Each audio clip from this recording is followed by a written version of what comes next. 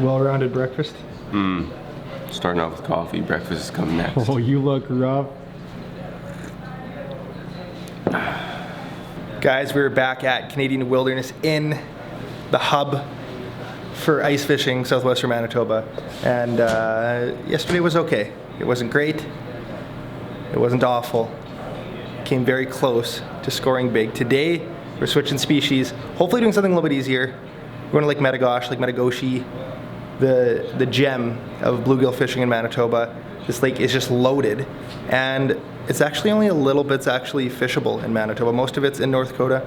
We are going to walk that border staying in Canada, and we're gonna hopefully jig up some bluegills.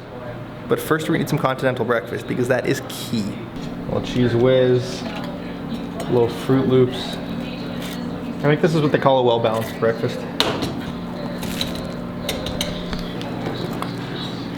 Yesterday we were at the far east side of the park near Bower Lake. There's also William Lake, which is another good option for fishing nearby there. It's got smallies and brown trout and some good perch fishing. But today we're at the west end of the park, and Metigoshe is a bit of everything. It has crappies, pike, big pike, walleyes, and bluegills. Am I missing anything else? Perch? Lots of perch, but we're going for bluegills, but we probably will catch perch. I've never caught a bluegill ice fishing on Metigoshe. I've ice fished for bluegills only a couple times ever in Minnesota. So it'll be a bit of a learning experience. It's first ice. I'm assuming the fish are gonna be in some deeper weeds, but we'll drill a lot of holes and hopefully we can find them. It is still first ice. We can still travel light, but we are still taking full safety precautions. I'm wearing my inflatable life jacket. It's just something easy to throw on. You can keep it on all day. You don't have to think about it. But we're gonna check the ice as we go. We're looking for a big old bluegill. Oh! You dropped something. Oh, no. These are crucial to a good day on the water. Dippers all bacon. Bacon dippers, okay. Flip it to on, give it a little pump.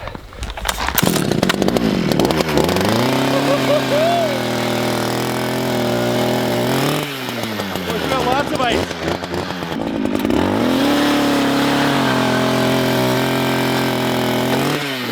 Like 7 inches. Cool, cool, cool, cool, cool. We're testing out some new baits today. They're top secret. No, they're not top secret. My buddy AP, Alex Perrick, started a bait company called Frostbite, and they made some jigs. They're making rods, they're making all sorts of stuff. All I have right now is jigs, never used them before. I wasn't even planning to fish for bluegills on this trip, so luckily I had these along, and we're gonna give them a shot.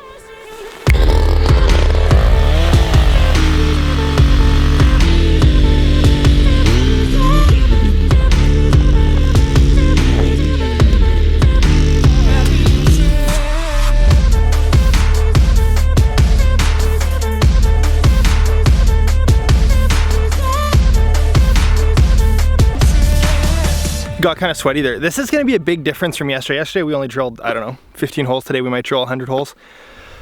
Panfish, when you find them, they're normally congregated. You need to move to find them. They're not going to be cruising around. They're going to be kind of settled where they're going to be. They might move throughout the winter, but day to day they're kind of, you know, in their area.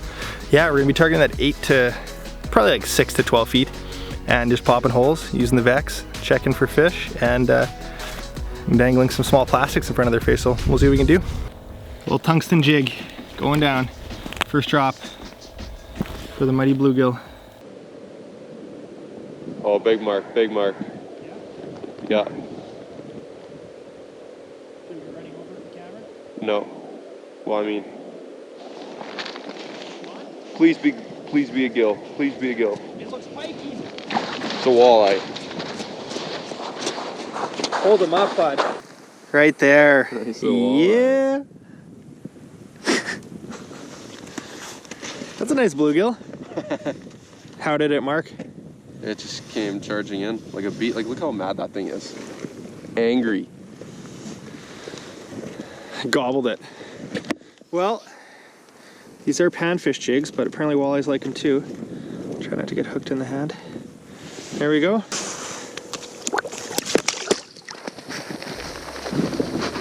Well, that's one fish for me, but not the right flavor. So for those of you that haven't used a flasher before, it can be a little bit overwhelming. What is a flasher? Why is everybody talking about them? Why does every ice fisherman have one? They are like the I wouldn't say the number one piece of gear because you need an auger first and an ice fishing rod. But after that, I would take a flasher over a shack, over a heater, over all that stuff, because a flasher is giving you real-time information of what's going on. When I'm looking down there, I'm seeing an instant return on what's there. This is what's going on. So I can see my lure, I can see the fish coming up to look at my lure, and you can judge their mood. Right now, it might sound crazy when I'm like, oh, that's probably a perch. Oh, it doesn't seem interested. You can actually, the more you look at the screen, you'll actually learn their mood and learn, you know, how to adjust your jigging cadence for that fish. Some days you'll see them come in and hit it right away, and you kind of want to play keep away to get them to really chomp it. Other days they want it just dead stick, just like sitting there, no movement at all, and they'll come up and eat it. So it gives that opportunity of that real-time kind of response and information on what's going on. I'm gonna start by turning it on. Some flashers have auto settings. This Vex is an auto setting. So it'll find the bottom and set the best range. So that's 15-foot range. So right now it's a 15-foot range. See how there's all those little dots? That's 1, 2, 3, 4, all the way up to 15. All those bigger dots are 5-foot increments. So 5, 10, 15. So it's on the 15-foot range. Right there, the color starts at about the 13-foot mark. So that's bottom right there. This is gain, this is your sensitivity. I'm gonna drop my jig down. You're gonna see it drop down on the flasher here. See that? There's my jig. It's 3 feet down right now. Let it keep going. I mean, for a lot of the fishing, a lot of ice fishing, you're kind of fishing in those bottom couple feet. Not everything, but definitely for a lot of it. So the harder the signal, the different color. So green's a light signal. That pinkish is a hard signal, and then it goes red, orange. So pink is the hardest, and then it goes red, orange, green. And now when I lift my rod, you'll see the jig go up. So basically right now you can see there's no fish. If you see something separate off the bottom, that's often what happens, is you'll see that line lift off the bottom and come up to my lure. Oh, look at that fish under me. See that mark? He's looking at me. Based on what I've seen, mood-wise, probably a perch, but tough to say. Time for another flasher tip. This one I haven't heard of talked about a lot, but it's a cool tip. It works, I think, best for, I would say, probably panfish or a fish that's kind of more stationary, but it's swinging your transducer. I'll just tilt this down a bit. So what you do is you just take your deucer and you just pretty much loop it around. You just like get it swirling, and then you're actually shooting out to the side and you can see what's around there. Sometimes you'll be fishing just off the edge of your cone angle, because this is just shooting down however many degrees the cone angle is. If you give the flasher and start swinging and swirling it, you'd be like, oh, I'm marking some fish over there. You'll see them kind of flicker on the screen. So then you kind of know, okay, I'll drill over there next time. So yeah, it's just a little trick. Really good for panfish. Big mark. Big mark. Huge mark. What do you got, Marcel? Please be a gill. Oh, that's a nice walleye. Oh, take your time. Take your time. Oh, my goodness. Oh.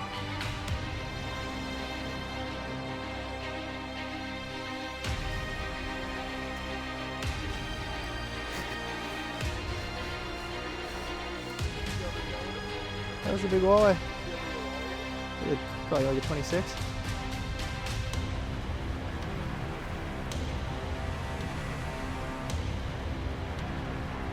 Oh man, that would have made the video right there. That would have been it. I don't know, there's big walleyes, guys. This is turning into a walleye vid. For all you camera guys and people in general that are trying to film their fishing trips, I'm gonna give you a little tip. And often flashers strobe. They're like, what's a strobe? I'll show you what a strobe is. So when I have my shutter speed, I'm gonna crank up my shutter speed. It's gonna get darker, but see that flashing?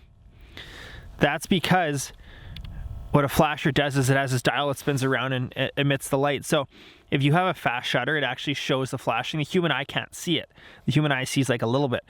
So what I do is I use a slower shutter. So I'm doing a 25th of a second, and that's just getting rid of that flickering effect. So a little trick for you guys that are trying to film. Shutter speed, fast shutter speed, no good. Slow shutter speed is what you want. So bluegills are the goal, and that's where we're using little jigs. What do you got? It's just a little tungsten jig with a frostbite plastic on the back. This one's called the Dragonfly. It's a pretty cool little bait. There's like 4 appendages on the side. Ooh, nice word usage. Just shake it there. And like, I'm trying to keep this thing as steady as possible, and you can see that back one is still like kicking on the spot. So it's kind of cool, because even if you're just trying to hold that thing steady in front of a fish, you know there's still a little bit of action on it. So walleyes like it, yeah. pike like it, perch like it. We don't know about bluegills yet, but we will find out though. Guys, that walleye would have been so good, just under the ice, nice and clear. We would have seen him kicking. I mean, I saw him kicking, and then I saw him kick off. But Marcel and I, just heartbreak tour 2018. That's what we're calling it. I'm trying to give you guys some good flasher tips, and this one might be, you might say, Jay, that's so basic. I can't believe you just said that. The power cables. I can't tell you how many times I've shown up and my power cables and my flasher have been disconnected, or a buddy's trying to play a trick on me and disconnects the power cables when I show up at the lake. You can spend a lot of time and waste a lot of time messing with it. Check your power cables. First thing, you get there, open up the back, check the power cables. Often they get disconnected when you're charging. That's my little piece of advice. Guys, I cannot explain how important of a tool this is. I know I said it before, but a flasher is just such a key part of your ice fishing gear. Depends what you're fishing for. There's some species you can get away without it. You know, if you're tip-off fishing for pike, you probably can get away without it. But if you're crappie fishing, any sort of panfish, you know, whitefish, lake trout, anything where it's interactive and you want to see the fish and they could be anywhere, a flasher is just key. It's a bit of an investment at the start, but it makes ice fishing so much better, and it turns into a video game.